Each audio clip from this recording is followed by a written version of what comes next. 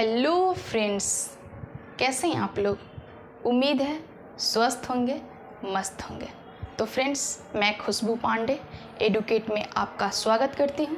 यदि आप लोग अपने चैनल को सब्सक्राइब नहीं किए हैं तो सब्सक्राइब कर लीजिए और बेल आइकन पे क्लिक कर लीजिए ताकि नोटिफिकेशन आप तक पहुंच सके।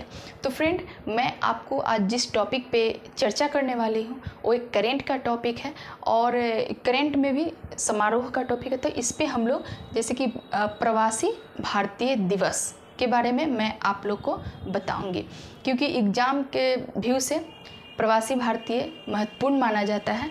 क्योंकि कभी कभी ऐसा देखा जाता है कि करेंट से जो इस टाइप का दिवस होता है उसके मुख्य अतिथि और उस जगह का नाम, उसके बाद यहाँ पे थीम की भी चर्चा की जाती है, एग्ज़ाम में पूछा जाता है। तो चलिए आज हम लोग इस पे बात करते हैं विस्तार से। तो आइए फ्रेंड्स, आज हम लोग देखते हैं प्रवासी भारतीय दिवस 2023। इस बार जो प्रवासी भारतीय दिवस हुआ था वो 8 से 10 जनवरी को इसका आयोजन किया गया था। मध्य प्रदेश के इंदौर शहर में आयोजन किया गया था इस बार। आइए फ्रेंड्स और आगे देखते हैं। तो सबसे पहले फ्रेंड्स हम लोग देखेंगे कि प्रवासी भारतीय दिवस जो इस बार का था वो था 17वां।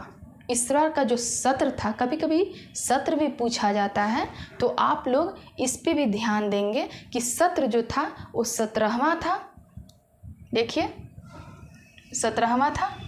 और उद्घाटनकर्ता जो इस थे वो हमारे प्रधानमंत्री श्री नरेंद्र मोदी के द्वारा इस सत्र का उद्घाटन किया गया था। ठीक है फ्रेंड्स, आइए इस बार देखते हैं। इस बार का जो थीम जो बहुत इसको महत्वपूर्ण माना जाता है, थीम जो था प्रवासी अमृतकाल में भारत की प्रगति के विश्वसनीय भागीदार। प्रवासी अमृतकाल में भारत की प्रगति के विश्वसनीय भागीदार।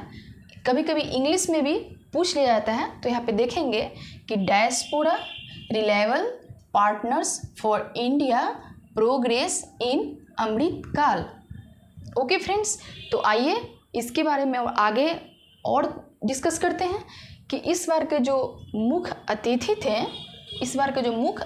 थे वो डॉक्टर मोहम्मद इरफान अली थे। इस बार के जो मुख्य अतिथि थे वो डॉक्टर मोहम्मद इरफान अली थे, जो गुयाना के राष्ट्रपति। एक मिनट फ्रेंड, एक मिनट, माफ़ी चाहेंगे फ्रेंड थोड़ा सा। चलिए फ्रेंड, अब हम लोग आगे देखते हैं। ये गुयाना के राष्ट्रपति थे। तो आगे हम लोग देखते हैं इस बार का जो डाक टिकट एक जारी किया गया है, प्रवासी भारतीय दिवस 2023 के उपलक्ष्य में एक डाक टिकट भी जारी किया गया है, जिसपे लिखा गया है कि सुरक्षित जाएं, प्रशिक्षित जाएं।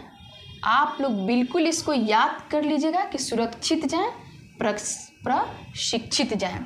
ठीक है, आइए थोड़ा सा हम लोग इसके बारे में चर्चा करते हैं कि इसकी शुरुआत जो प्रवासी भारतीय दिवस की शुरुआत 9 जनवरी 2003 से माना जाता है और 9 जनवरी 2003 से प्रत्येक ईयर इसका आयोजन किया जाता था।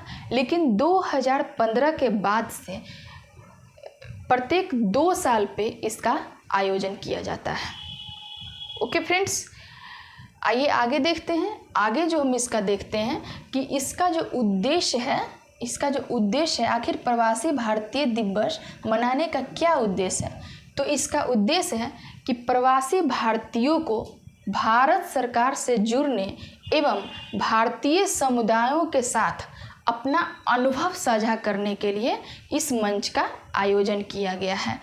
मतलब जो लोग भारतीय हैं और दूसरे विदेशों में अपना नागरिकता ले लिए और वो लोग वहाँ पे रह के जो अनुभव किए, उस अनुभव को साझा करने के लिए प्रत्येक 2 साल पे प्रवासी भारतीय दिवस मनाया जाता है और वो लोग अपना अनुभव साझा करते हैं।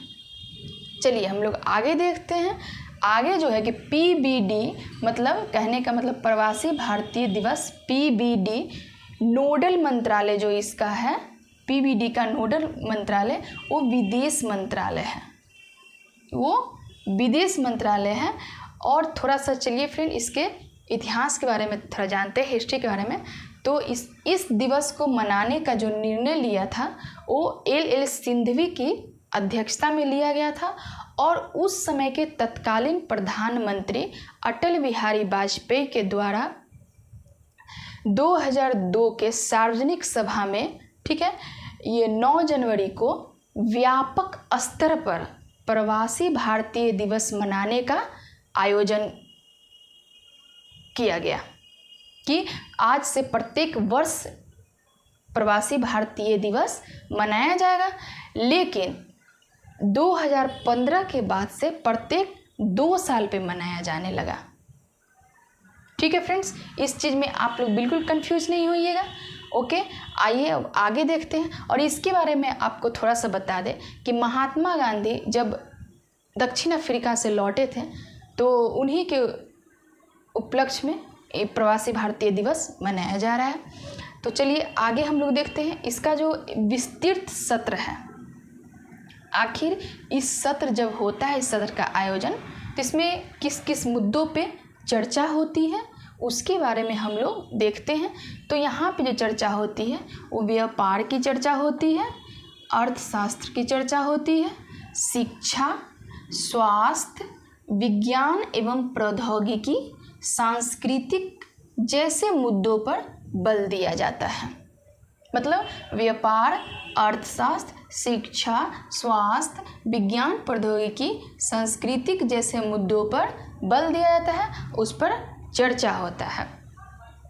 आइए अब आगे देखते हैं कि मैं आपको पहले ही बता दी थी ये कि 17वां प्रवासी दिवस जो है, 17वां प्रवासी, इस बार का जो 17वां है प्रवासी दिवस 8 से 10 जनवरी 2023 को मध्य प्रदेश के इंदौर शहर में मनाया गया है। तो आप लोग इसको बिल्कुल नहीं भूलेंगे, याद करके रखेंगे क्योंकि इससे क्वेश्चन बनता है। तो और इसका हम लोग जो एक लास्ट पॉइंट है वो देखते हैं कि समापन सत्र की अध्यक्षता, इसको भी हम लोग को याद करना होता है कि समापन सत्र की अध्यक्षता किसके द्वारा किया गया है। तो राष्ट्रपति द्रौपदी मुर्मू के द्वारा, राष्ट्रपति द्रौपदी मुर्मू के द्वारा समापन सत्र की अध्यक्षता की गई। तो फ्रेंड्स यहाँ के एकदम भारतीय प्रवासी दिवस के बारे में मैं आपको बताई और इसका एक एक बिंदु इम्पॉर्टेंट है, महत्वपूर्ण है, एग्जाम ओरिएंटेड है। बिल्कुल एग्जाम में इसमें से कोई एक क्वेश्चन पूछ ही देता है, या तो मुख्य अतिथि पूछता है, या तो सत्र पूछ देता है, या फिर अध्यक्षता पूछ देता है, या फिर उद्घाटन करता, या फिर आपको ये पूछ देता है कि इसका उद्देश्य क्या है, या इसका ये पूछ देगा कि सबसे महत्वपूर्ण जो थीम के बारे में, कभी कभी थीम के बारे में पूछा जाता है। और इस प्रकार हम लोग मंत्रालय वगैरह भी देखें कि PBD नोडल मंत्रालय का जो विदेश मंत्रालय के तहत इसका आयोजन होता है। तो फ्रेंड्स आज हम लोग प्रवासी भारतीय दिवस के बारे में पढ़ें। आपको कैसा लगा कमेंट करके बताइएगा। और फ्रेंड्स आप लोग बिल्कुल अच्छे से पढ़ाई कीजिए क्योंकि मैं आपको जो यहाँ पे बताती हूँ फैक्ट्स बहुत महत्वपूर्ण होता है वो, इसलिए फ्रेंड्स आप लोग बिल्कुल ध्यान दीजिएगा, वीडियो देखिएगा। और मेरा ये कहना है आप लोग से एक बात कि जब आप वीडियो देखते हैं तो वीडियो देखने के दौरान आप उसका जो मेन पॉइंट अगर आपको लगता है वैसा तो उसको नोट कर लीजिए, नोट करके उसको 1-2 बार उसको पढ़िए। पढ़ने से क्या होगा आपको कि वो पॉइंट आपको याद हो जाएंगे। जिस दिन आप वीडियो देखते हैं उसी दिन आप पॉइंट्स को नोट करेंगे और नोट करके 1 से 2 बार ऐसे करके उसको आप देख लीजिएगा ताकि याद हो जाए। क्योंकि फ्रेंड्स करेंट अफेयर्स बहुत ज़्यादा है, इसलिए प्रत्येक दिन आप लोग याद करते हुए चलिए।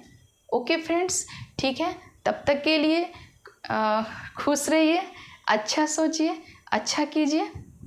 जय हिंद।